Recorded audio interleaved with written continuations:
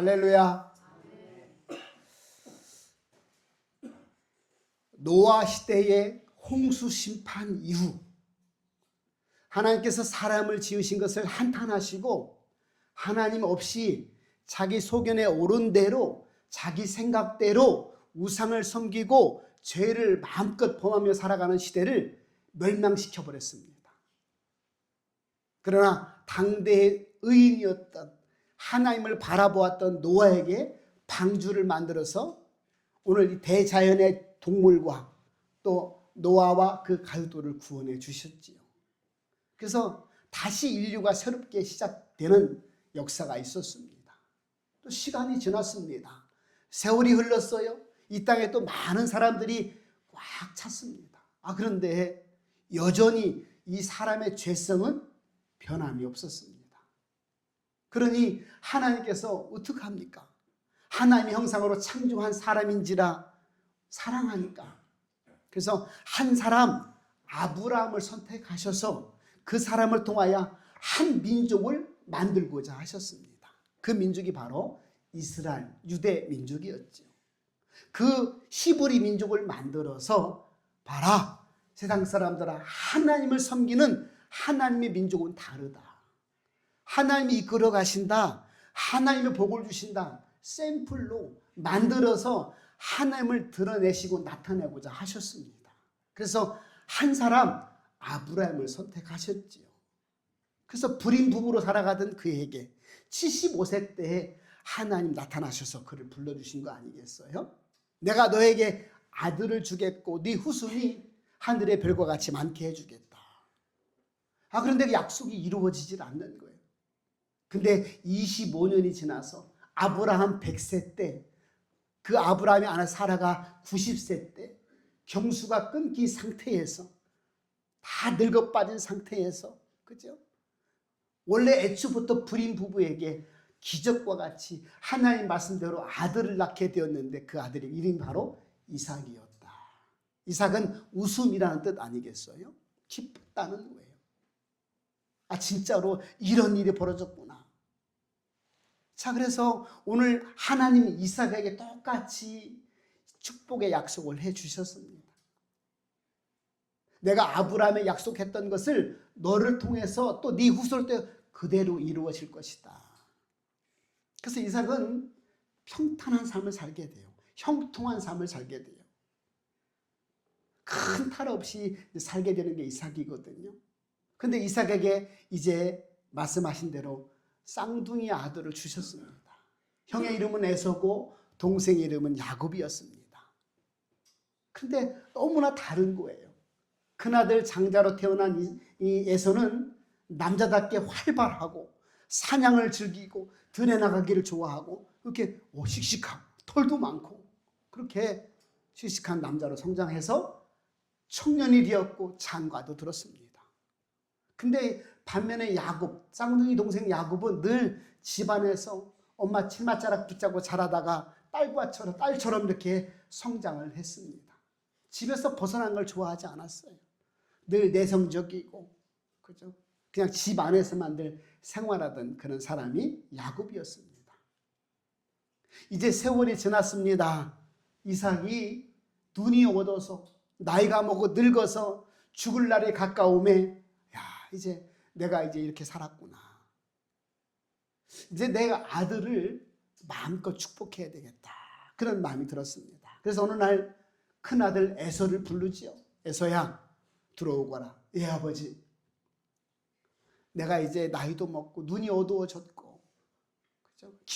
기력이 다 했음에 언제 죽을 줄 모르니 너는 나가서 사냥해서 아버지가 좋아하는 별미를 만들어 가지고 오너라. 내가 그것을 먹고 너를 마음껏 축복하고 싶구나.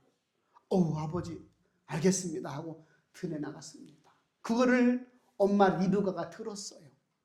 그런데 엄마는 늘 자기가 끼고 살았던 동생 야곱이 더 사랑스러운 거예요. 야곱아 이리 와라. 내가 아버지가 하는 말을 들었다. 형한테 엄마가 별미를 가져와서 마음껏 축복한다고 말씀하셨으니 내가 염소고기를 잡아가지고 별미를 만들어 줄 테니 너는 그걸 가지고 들어가서 형인 척해라. 쌍둥이니까 형인 척하고 축복을 좀 받아라. 엄마가 시키는 대로 할게요. 그래서 엄마가 염소를 잡습니다. 그리고 또 혹시 몰라서 형의 옷을 지가 입고 또 혹시 몰라서 염소 털을 이 손에다 막 붙이는 거예요. 털이 많았으니까 형은. 그래서 아버지한테 아버지 별미를 가져왔습니다. 아이고 빨리 갖고 왔구나. 하나님이 짐승을 쉽게 잡게 해 주셔서 거짓말을 하는 것이죠. 이렇게 빨리 갖고 올 수가 있었습니다. 그런데 네 목소리가 야곱의 목소리 같구나. 아닙니다 아버지. 그래서 어디 만져보자. 만져보고 냄새 맡아보니까 에서가 맞거든. 그래서 오늘 그 별미를 맛있게 잡숫고 마음껏 축복을 해 주었습니다. 자, 구약시대에 이 아버지에 대한 이 축복권은 자녀에 대한 축복권이 있었습니다. 더군다나 마지막 죽기 전에 내려주는 축복은 반드시 이루어진다고 하는 믿음이 있었습니다. 이들 민족에게. 그러니 얼마나 그 복을 받고 싶겠어요? 장자의 축복이거든요. 큰 아들 장자. 이 장자의 축복은 일반 자기 똑같은 자식이라 할지라도 2배 이상의 축복이 있었습니다. 상속권도 그렇고요. 모든 것이 다 그랬습니다. 그러니 아버지한테 축복을 받으려고 이삭은 열심히 가서 사냥을 하는 거예요. 근데 그 시간에 야곱 동생은 바로 엄마가 만들어준 염소 고기 가지고 들어가는 거잖아요. 그래서 아버지가 그 별미를 먹고 마음껏 축복해 주십니다. 이야, 얼마나 감사했을까요? 그리고 이제 물러가지요. 조금 있다가 에서가 사냥해서 그걸 고기를 막 잘라서, 그죠? 염소 고기를, 그 고기를 별미로 만들어서 아버지께 들고 오는 거예요. 아버지, 제가 왔습니다. 고기를 잡아왔습니다. 이삭 아버지가 깜짝 놀랍니다. 아니, 어떻게 된 거지? 얘야, 금방 얼마 전에 내가 축복을 했단다. 예? 그건 제가 아닙니다, 아버지. 저는 지금 도착했습니다. 야곱이, 네 동생 야곱이 축복을 가로채고 갖고 갔구나. 이걸 그때서 이제 알은 거예요. 긴가민가 했는데 진짜로 동생이 장자의 축복을 받고 나갔구나. 아버지, 그러면 어떡합니까? 내가 장자인데, 내가 큰아들인데 저한테 좀 축복해 주세요. 축복할 그런 복 남아있지 않습니까? 그랬더니 아버지가, 얘야, 죽기 전에 축복하는 축복은 한 번이면 족하단다. 내가 더 이상 너한테 빌어줄 복이 없단다. 아버지, 그래도 복을 빌어주세요. 그랬더니 어떻게 복이 어디 있어요? 너는 사냥을 좋아하니 칼을 들고 생활을 할 것이고 오히려 네 동생을 섬기게 될 것이다. 영적인 솔직함으로 축복이 아닌 그저 그의 어떤 인생을 말을 합니다. 그러니 이 형 에서가 얼마나 화가 나갔어요. 이놈의 새끼가. 나를 속이고 아버지를 속이고 축복을 가로채다니 분노가 일어났던 거예요. 그래서 창세기 27장 30절에 이렇게 아버지한테 한탄을 하죠. 아버지, 그가 나를 속인 것이 이번이 2번째입니다. 전에는 나의 장자권의 명분을 뺏어가더니 이제는 내 복까지 뺏어간나이다. 막 울어요. 얼마나 승질이 났겠어요. 사실 그죠? 내가 기회만 있다면 너 죽이겠다. 아니, 기회가 없어도 아버지만 돌아가시면 너는 끝이다. 반드시 내가 복수하겠다. 그렇게 울분의 분노를 다짐을 하지요. 그러니까 엄마가 또 무서운 거예요. 아니, 내 아들끼리 살인나게 생겼네. 큰일 났다. 저 에서가 보통 지금 복수의 심이 찬 게 아니구나. 야곱아, 일로 와라, 일로 와라. 예, 엄마, 저 하란에 가면 내 동생 이삼촌 집이 있다. 글로 네가 좀 피신해 가 있거라. 내가 얼마 있다 형이 감정이 누그러뜨리면 사람을 보내서 내가 신원을 보낼 테니 그때 다시 집으로 돌아오면 된다. 그럼 어떡하겠어요? 네 형이 지금 너무너무 승질나 있다. 분노에 가득 차 있다. 잘못하면 너 죽게 생겼다. 그래서 짐을 싸가지고 하란으로 에삼촌 댁으로 피신하는 길입니다. 오늘 말씀이 바로 그 피난 길에 기록한 말씀이지요. 자, 야곱이 집을 떠난 적이 없습니다. 그런데 오늘 부엘사바에 자기 집에서 하란까지는 약 880km, 서울서 부산을 왕복하는 거리였습니다.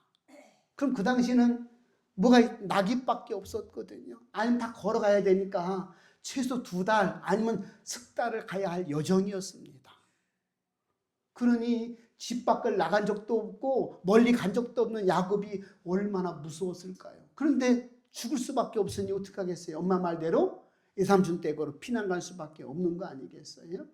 좀 먹을 걸 좀 싸가지고 집을 떠나서 이제 하다로 향해서 가고 있습니다. 자, 오늘 이 말씀이 바로 길을 나선 야곱의 이야기인데, 오늘 도망쳐 나온 이 야곱은 하를 향해 가고 있을 때 얼마나 무섭겠어요. 야, 이거 진짜 제대로 갈 수나 있을라나. 지금처럼 전화가 있던 시대도 아니고 내비게이션도 있던 시대가 아니고 지도도 있던 시대가 아닌데 그냥 물어서 하란까지 어림잡아 가야 되는데, 가다가 도둑은 만나지 않을까? 강도는 만나지 않을까? 하란까지 잘 찾아갈 수 있을까? 하란을 찾아간다고 해도 이삼촌 댁을 찾을 수가 있을까? 이삼촌 댁에 찾아간다 할지라도 그가 나를 반겨주실까? 어떻게 살아가야 되나? 내 미래가 어둡다, 힘들다, 어떻게 해야 되나? 얼마나 걱정과 두려움이 가득했을까요? 그렇게 3, 4일 동안 걸음걸이로 갔다는 것이죠. 그날도 피곤해서 돌을 베개 삼아서 탁 누워서 잠을 청합니다. 하루 종일 걸었고 먹을 것도 제대로 못 먹고 자고 있으니 그만 금방 잠이 들었던 것이지요. 근데 꿈에 선명하게 하늘의 꿈이 나타납니다.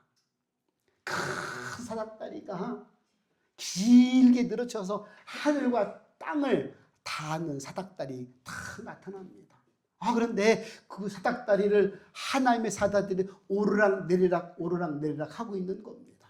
그리고 하늘 위에 사닥다리 꼭대기 위에서 하나님께서 말씀을 해주고 있습니다. 이야, 이게 웬 꿈이야?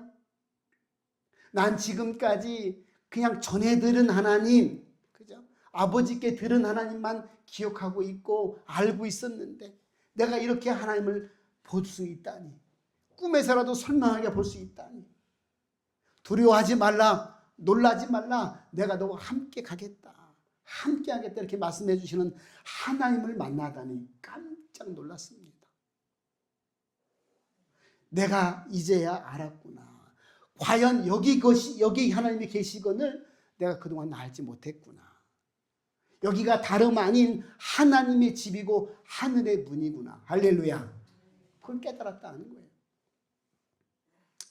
성도 여러분, 두려운 광야 가운데 선명하게 보여주신 하나님을 만난 야곱, 바로 그 야곱이 저와 여러분에게 도전이 되었으면 좋겠습니다. 그래, 나도 하나님이 계시다고 얘기 들었으니 내가 선명하게 한번 만나봤으면 좋겠구나.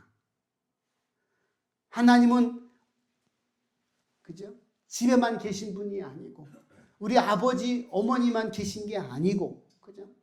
성전에만 계신 분도 아니고 하나님은 어디나 계시는 분. 내가 믿음의 눈을 들어서 바라보는 그곳이 하나님을 만나는 장소가 되는 곳. 할렐루야. 오늘 그것을 성경은 이야기를 해주고 있는 것이죠. 그렇구나. 하나님이 진짜 계시다고 하더니, 참신이 계시다고 하더니 계시는구나. 오늘 야곱이 하나님을 만난 이야기가 오늘 본문에 기록되어 있는 것이죠. 오늘 저와 여러분은 이 인생의 광야길에서 만난 하나님, 야곱이 만난 하나님이 저와 여러분의 하나님이 되었으면 좋겠습니다. 그럼 하나님은 어떻게 만나주셨을까? 오늘 말씀 보니까 정말 두려움 가운데 애로운 인생길에 광야 한가운데서 찾아오셨다, 이렇게 말씀하고 있습니다. 여러분, 하나님은 내가 편안할 때, 내가 잘 나갈 때, 그죠? 내가 기쁠 때 찾아오시는 분이 아니에요. 찾아오셔도 우리가 알 수가 없지요. 왜? 하나님은 세밀하게 역사하시고 은밀하게 움직여주시고 그죠? 조용히 활동하시는 분이니까 우리가 잘 알 수가 없는 거예요. 믿음으로 눈을 들어서 그분을 바라볼 때 내 마음이 그분께 집중할 때, 그분을 붙잡으려고 간구할 때 찾아오신다는 것입니다. 얼마나 무서웠겠어요. 누구라도 지푸라기라도 잡고 싶은 심정 아니었겠어요? 야, 하나님 나 정말 무서워요. 어떻게 해야 돼요? 계시다면 좀 보여주세요. 내가 하나님 붙들고 가겠습니다. 그런 마음 아니었겠어요? 앞날에 대한 불안감, 걱정과 염려, 외로움과 두려움 가운데 야곱의 마음을 가득 찼을 때 오늘 하나님께서 꿈을 통하여 놀라운 장면으로 만나 주셨다는 것이죠. 오늘 예수님도 이 만나는 장면을 이렇게 요한복음 1장 51절에 이렇게 기록하고 있습니다. 하늘이 열리고 하나님의 사자들이 인자 위에서 오르락 내리라 하는 것을 너희가 보게 되리라. 그렇게 말씀합니다. 예수님은 하늘과 땅을 연결하는 사닥다리가 바로 나였다. 그렇게 얘기합니다. 할렐루야. 야곱이 꿈속에서 보여진 성경 말씀에 기록된 그 구약 성경의 말씀인 사닥다리가 바로 나였다. 나를 통하여 하나님이 말씀하시고 하나님이 너를 찾아가신 것이다. 할렐루야. 그렇게 알려주고 있습니다. 아, 그렇구나. 우리가 하나님을 찾아갈 수도 없고 죄인된 우리는 만날 수도 없는데 하나님이 사닥다리를 연결시켜 주심으로 예수 그리스도를 보내주심으로 그분께서 말씀해 주시고 말씀을 믿고 붙드는 자에게 만나 주시고 함께 하시는구나. 이걸 알 수가 있다는 것이죠. 성도 여러분, 오늘 우리는 하나님께 올라갈 수 없습니다. 그러나 예수님을 통해 길이 열려졌고 찾아와 주셨고 만나 주셨고 축복을 약속해 주시고 있습니다. 우리가 천국 갈 수 있는 그 이유도 바로 예수님 때문에 연결시켜준 사닥다리 때문에 우리가 하나님을 찾아갈 수 있고 만나게 될 수 있는 줄 믿습니다. 이것을 은혜라고 이야기하는 것이죠. 내가 어떤 모습으로 살아가고 있든, 그죠? 다른 사람보다 더 정직한 모습으로, 다른 사람보다 더 알뜰한 모습으로, 다른 사람보다 훌륭한 인격으로 살아간다 할지라도 사닥다리가 없다면, 예수님이 없다면 하나님을 결코 만날 수 없다는 것이죠. 오늘 저와 여러분이 내가 교회에 온 것 같고 내 마음으로 내 발걸음으로 여기 온 것 같지만 그렇지 않다는 거예요.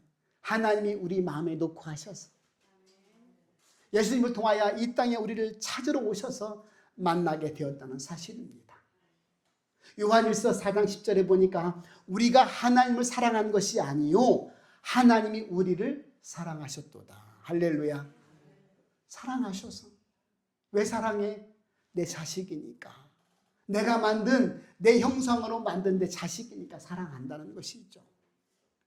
혹시 저와 여러분 중에 인생의 광야 같은 답답함과 두려움으로 지금 시간을 보내고 계십니까? 오늘 성경은 두려워하지 말라고 말씀합니다. 하나님이 그 자리에 우리를 만나 주시려고 찾아와 주신다는 것입니다. 하나님 만나면 반드시 우리 인생이 새롭게 되어지고 소망을 가지게 되어지고 두려움을 떨쳐낼 수 있다고 알려주고 있는 것이죠. 그러므로 하나님은 외로운 광야길에서 힘들고 답답하고 두려운 광야길에서 우리를 찾아와 주신다. 우리가 믿음의 눈을 들어서 그분을 바라보는 것이 중요하다 말씀하고 있는 것이죠. 두 번째 13절부터 15절의 말씀 보니까 하나님은 약속의 말씀으로 우리를 붙들어 주신다 알려주고 있습니다. 사닥다리 위에서 하나님께서 말씀하시잖아요. 나는 여호와니 너의 조부 아브라함의 하나님이요 이삭의 하나님이다. 이 말씀은 바로 내가 너의 아버지한테도 이야기했고 너의 할아버지한테도 이야기했고 지금 너한테도 얘기하는 하나님이다. 왜?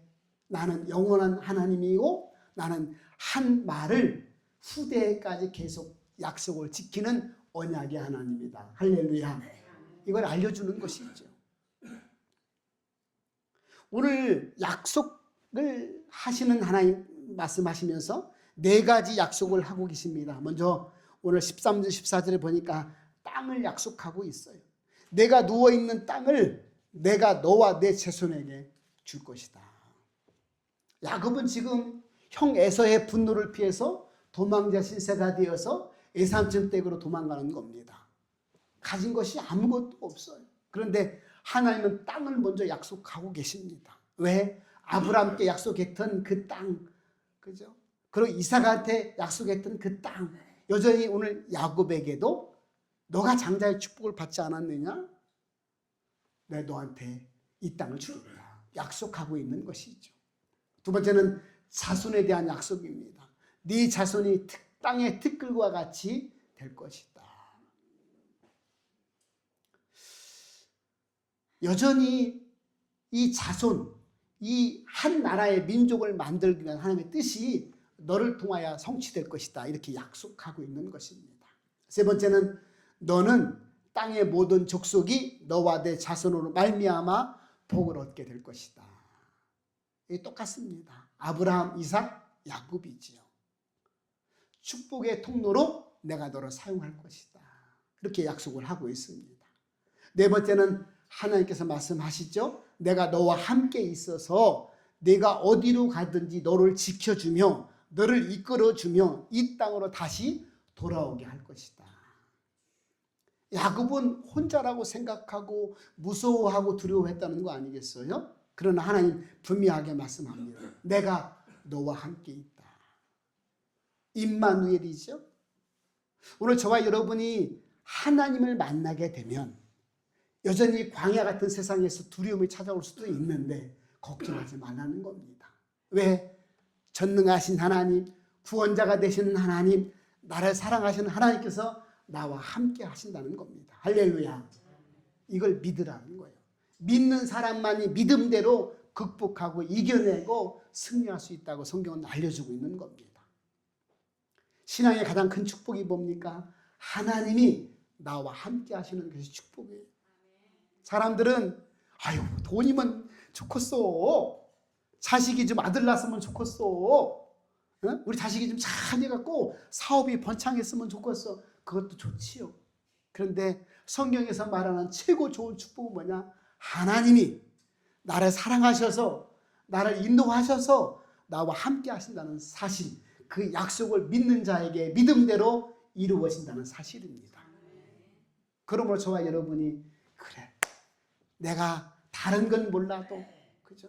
사람을 믿을 게 아니라 하나님의 약속을 믿어야 되겠구나. 그래서 그 약속대로 이루어진 것을 내가 경험하고 내가 하나님을 높여드리고 자랑하는 삶을 살아가야 되겠다. 할렐루야. 이런 좀 욕심이 있었으면 좋겠어요. 야곱이 왜 축복을 받았어요, 여러분? 뻔하잖아요. 욕심이었어요.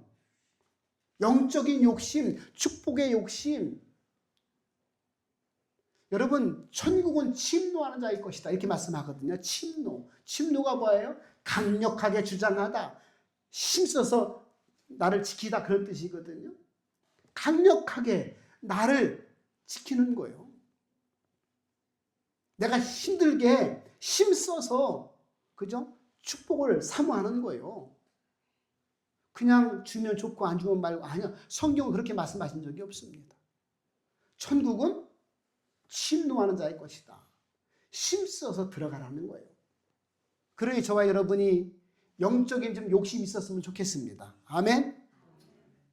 아우 나 은혜 받아야 돼. 아우 나 축복 받아야 돼. 뭔 얘기요?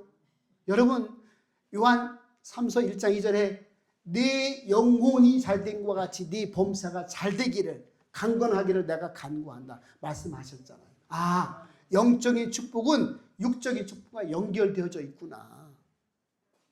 내 몸이 힘들고 내 몸이 주저앉고 내 몸이 두려우면 영적으로도 침체가 되는구나. 내 영혼이 활달하게 활발하게 강력하게 주장되면 내 몸도 따라올 수 있겠구나. 할렐루야. 연결되어 있다니까요. 우리는 영과 육을 같이 갖고 있잖아요. 그러니 그래, 영혼을 잘 되면 영혼이 건강하면 육신도 건강하겠구나. 하나님 내 영혼을 먼저 만져 주시옵소서. 내가 기도의 자리, 말씀의 자리, 찬양의 자리, 은혜의 자리를 내가 사모합니다. 하나님 아니면 제가 안 됩니다.